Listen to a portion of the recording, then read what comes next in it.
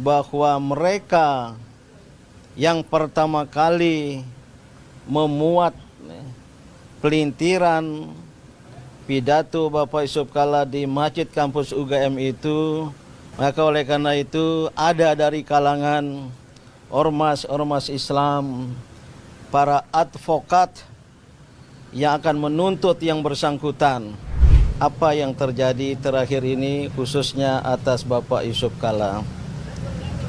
Yang jelas pengaduan sekelompok warga masyarakat ke Polisi Republik Indonesia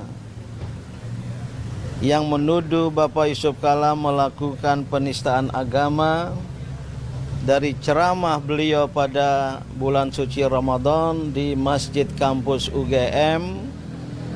Ini telah menimbulkan kontroversi hiruk pikuk. Maka kami menyampaikan pikiran bahwa mereka yang pertama kali memuat pelintiran pidato Bapak Yusuf Kalla di Masjid Kampus UGM itu sangat bersifat tendensius, provokatif, dan potensial untuk mengadu domba antar umat beragama. Maka oleh karena itu ada dari kalangan ormas-ormas Islam, para advokat yang akan menuntut yang bersangkutan. Ya, sekarang Ade Armando kelihatannya kelabakan ya menghadapi pendukung Yusuf Kalla karena situasinya tidak lagi seperti yang diharapkan. Kenapa? Karena uh, melihat gerakan dari pendukung Yusuf Kalla ini sangat besar ya, menjebloskan orang yang melakukan penyebaran atau pemotongan awal dari cuplikan video yang beredar itu. Dan kelihatannya ini terarah kepada Ade Armando dan juga kepada Permadi Arya. Kemudian kalau kita lihat di beberapa waktu yang lalu, Ade Armando juga sempat memberikan informasi bahwa dia mendapatkan teguran dari partai PSI, di mana dia bernaung ya, melarang dia untuk berbicara atas nama PSI. Dan sekarang sepertinya Ade Armando main sendiri, dan jadi dia tidak punya kawan, teman yang dapat memberikan dukungan kepadanya. Jadi kasihan juga sih lihat situasi politik yang menyasar satu orang seperti Ade Armando yang tidak punya kekuatan politik ya. Beliau juga kan seorang itu ya, komisaris utama kalau nggak salah di salah satu perusahaan milik negara ya. Saya lupa persisnya beliau ada di mana.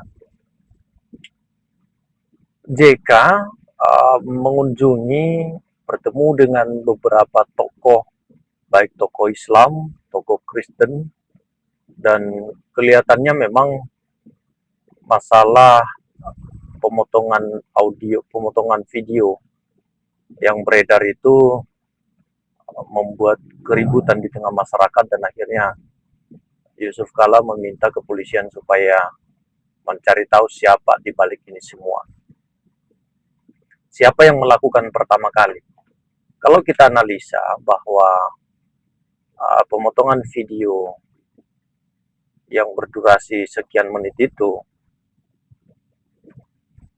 memang sudah tidak jelas awalnya siapa gitu. Banyak yang mencurigai bahwa ini bisa jadi dalam tanda kutip permainan politik, bisa jadi pihaknya lawan, bisa jadi orang itu sendiri, ya kan? Karena melihat keadaan saat ini itu susah untuk memberikan penilaian ini pasti dari sini. Karena momen ini semua digunakan untuk permainan politik, menjatuhkan, mengalihkan isu, dan seterusnya. Tapi yang perlu kita cermati adalah jangan sampai apa yang seharusnya menjadi perhatian kita, bagaimana penanganan MBG di lapangan itu akhirnya hilang, ya, tidak ada lagi pembicaraan tentang hal itu karena isunya sudah beralih. MBG harus tetap dipantau karena sampai hari ini MBG ini bermasalah, banyak di daerah-daerah itu yang keracunan. Itu fakta, bukan hanya sebuah tudingan, tapi teman-teman bisa searching. Kemudian kebocoran anggaran di beberapa sektor di bawah lembaga Badan Gizi Nasional itu mengerikan pokoknya ya. Jadi MBG ini kalau kita tidak menyuarakannya, kelihatannya memang nggak bakalan sampai ke telinganya Pak Prabowo karena orang-orang di bawahnya menutupi persoalan ini. Nah, muncul ijazah palsu, kemudian muncul lagi nih soal cuplikan video Pak Yusuf Kala. Aduh, ini peralihan isunya luar biasa memang. Ya, apakah ini sengaja diciptakan atau memang momentumnya seperti itu? Tapi kembali lagi bahwa ayolah teman-teman yang bisa bersuara di media sosial, kita kawal semua apa yang terbaik untuk rakyat Indonesia, kita suarakan, dan apa yang kebijakan yang tidak berpihak kepada rakyat, kita juga suarakan. Paling tidak ada perhatian lah dari pemerintah. Kalau ada gerakan dari bawah, itu kebijakan yang dibuat bisa dianulir. Ya. Tapi kalau sunyi senyap, tidak ada gerakan apapun, padahal itu jelas-jelas merugikan masyarakat, yang diuntungkan adalah mereka yang membuat kebijakan ini, dan mereka tidak pernah berpikir tentang kerugian rakyat. Coba bayangin aja MBG ini teman-teman ya. MBG ini menghabiskan ratusan triliun APBN kita, dan yang diterima oleh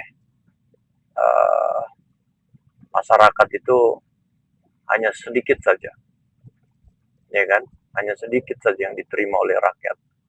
Kenapa begitu? Karena itu tadi banyak yang bermain, banyak yang makan uang itu. Nah, itu persoalannya. Oleh karena itu, supaya ini bisa kita pantau, maka saya ajak kita semua supaya bikinlah video, ya, bersuaralah, karena itu tidak bisa dipungkiri. Media ini sangat membantu untuk menyampaikan aspirasi, ya teman-teman. Oke. Nah, kalau kembali ke fokus persoalan tadi ya, soal Ade Armando. Sebenarnya Ade Armando ini juga korban kalau kita lihat sebenarnya. Ini korban apa? Korban viralnya video itu, karena kan kita tahu lah Ade Armando ini orang yang juga gentol untuk menyuarakan intoleransi dihentikan, ya, biarlah bangsa ini hidup damai dengan kepercayaan dengan agamanya sendiri, ya. Dan ketika video itu viral yang mengatakan Islam, Kristen ada mati syahid, membunuh orang itu masuk surga, nah beliau pasti akan terpancing, dan itulah yang terjadi. Beliau memberikan berupa tanggapan, ya. Makanya saya katakan Ade Armando juga sebenarnya adalah korban dari potongan video yang dilakukan oleh orang yang tidak bertanggung jawab itu. Ya, walaupun memang dalam narasi cuplikan video yang dipotong itu kita harus menjawabnya karena itu menyesatkan. Narasi di dalamnya, ya, karena kalau orang mendengar itu mereka punya perspektif yang buruk terhadap agama Kristen dan maupun juga Islam. Apakah Islam punya? Nah, saya nggak tahu. Tapi kita sebagai orang yang paham apa yang kita yakini, ya kita memberikan sebuah tanggapan lah hal-hal yang sesat yang tidak sesuai dengan kitab suci kita.